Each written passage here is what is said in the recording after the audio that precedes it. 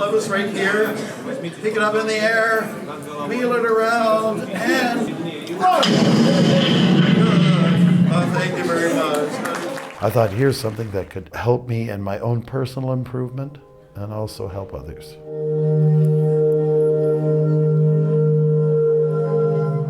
I used to be a hitchhiker to get around. I didn't have a car and never liked them, by the way. I liked walking, and because it allowed me time to think, to breathe, to exhale.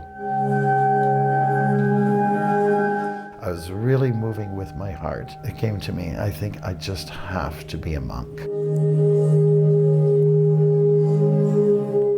I love working with the young folks. I feel young being with them. I think I'm just kind of like one of the boys sometimes. You know?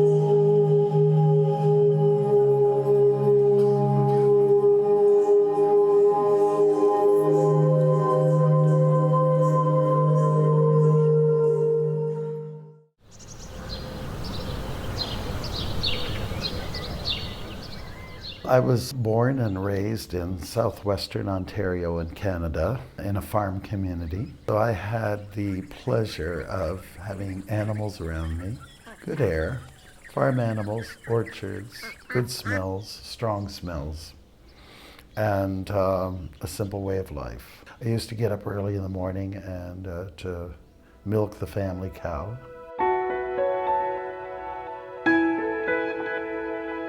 I used to walk along the Thames River in southern Ontario for 1 mile to the red brick schoolhouse and then 1 mile back. And it was during that time that I had my talks with God. That's where my spiritual journey began. It was my downtime, my time not to be with people and to be under influences of people's attitude. Here I had time to just soak it in and deal with the snow, the heat, the rain, the wind blowing in your face. It was the time to really breathe in reality, truth.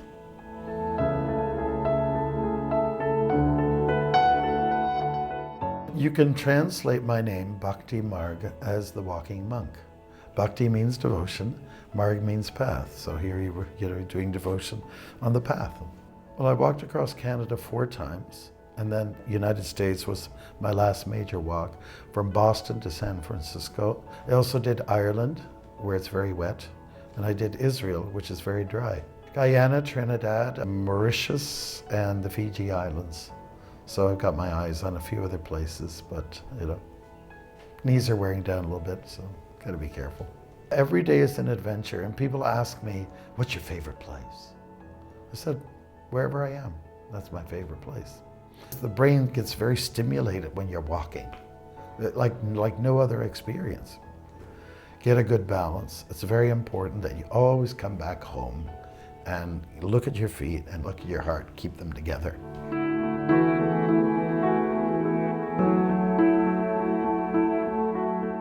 I was a fine arts student.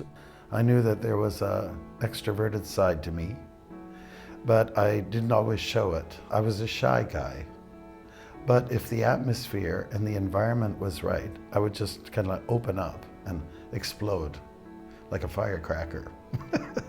I was still, I'd say, wallowing around in wonderment. What should I do with myself?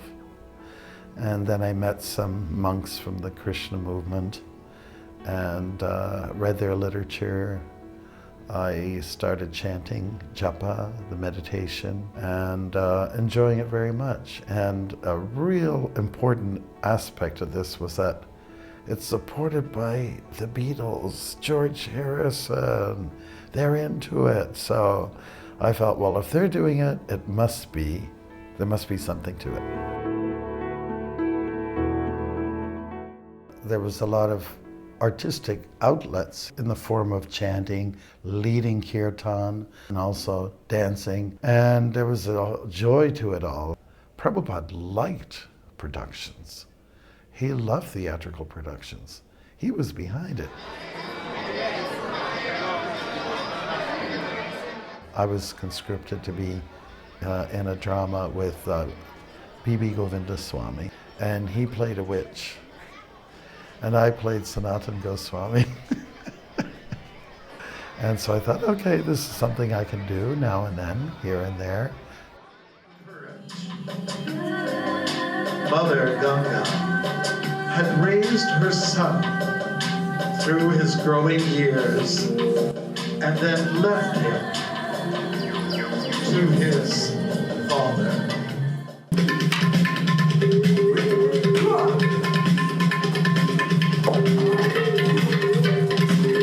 I love working with the young folks. I don't necessarily try to come across as the big, oh, here he comes, watch out, the guy with the stick.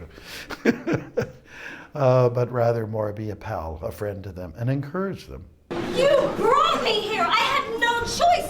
You forced me into this situation. Now take responsibility and marry me. I cannot do that, princess. The beauty of theater is that it's like a therapy. It can be treated as such. Because what you have to do is you have to take, your soul has to jump out of your body and enter into someone else's character. Understand the motivation for someone else. I refuse to be rejected again! We get a chance through the dramas to have fun. But there's fun and there's also discipline. And everyone gets to the point, all the young folks, they get to the point where they realize, hey, it's a team effort. It's not about me being under the lights and getting all the attention. Well done, Arjuna! Well done, Bhima, that's great! It's more about trying to put together a piece which tells a story that helps to elevate the consciousness of the audience. You will watch me grow older. And in due course, while you're going through the whole process, you get enlivened and you get enriched through the lessons that come. And the end product is so rewarding.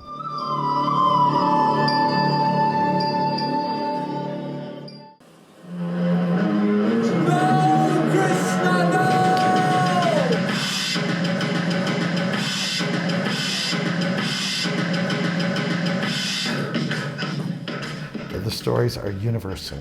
They are appealing to everybody. What we do is almost like a semi-musical sometimes. We have dance elements like Shiva dancing wildly, as if he's going to destroy the world. And we incorporate some very wild contemporary music, which kind of fits the rasa, or the mood of the time.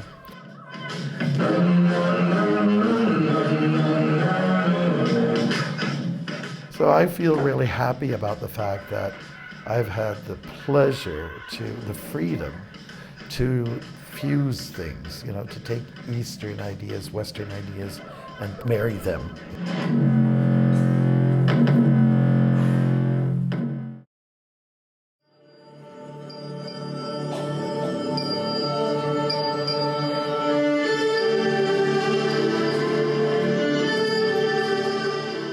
In our particular stories that Prabhupada has given us, they're all perfect dramas. There's conflict in someone's life, and there's a resolve at the end where peace prevails, and even if it's a tragedy to some degree. How long will you live in this pain? People build up hope with these kind of stories.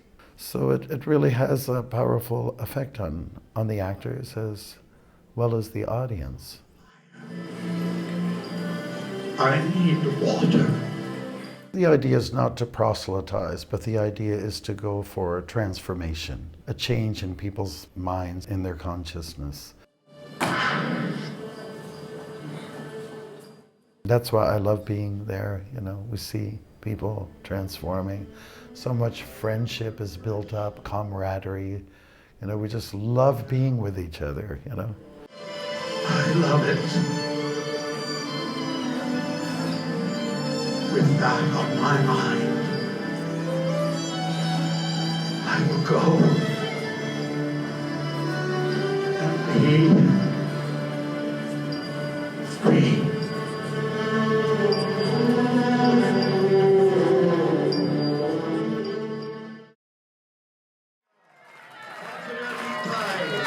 You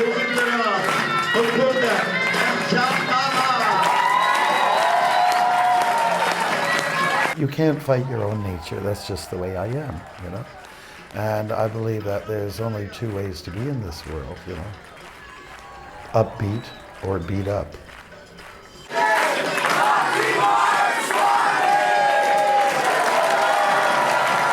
And I get told that all the time. You're like a kid. And I said, well, thanks. I appreciate it.